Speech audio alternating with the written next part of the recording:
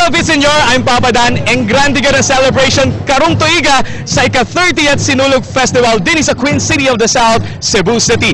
Tanan nagsadya isip halad sa balaang bata si Senyor Santo Niño.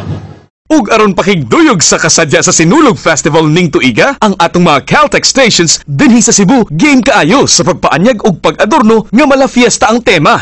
Kini isa lamang sa annual activities nga gipahigayon sa Caltex aron pagsuporta sa kasaulugan. Ug siyempre, sama sa miagi nga mga katuigan, ang mga kugihang Caltex Festival Cleaners ni arangkada na sab aron paglimpyo sa mga kadalanan.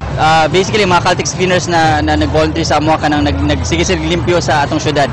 Sama sa abilidad sa Caltex with Techron nga makalimpyo sa atong mga makina, ang kakugi sa atong mga street cleaners mao'y nagpabalik sa kaanyag ug kalimpyo sa Cebu. Caltex with Techron, actually ang Techron is a na siya chemical ingredient na makalimpyo sa atong mga makina sa sakyanan. So kana po ang murag trabaho sa atong mga Caltex cleaners kanang gi-maintain nila ang atong syudad. Maintain nila permi atong syudad. Para pagka the following day kanang murag walay nahitabo sa sinulog limpyo gihapon ang atong syudad. Mao nga malipayon gyud ang mga Cebuano kay ang Caltex dako gyud og natabang. Saludo gyud ko sa Caltex Festival Cleaners nga kanunay naa. Siguradong nga limpyo ang atong dapit tungod kanila.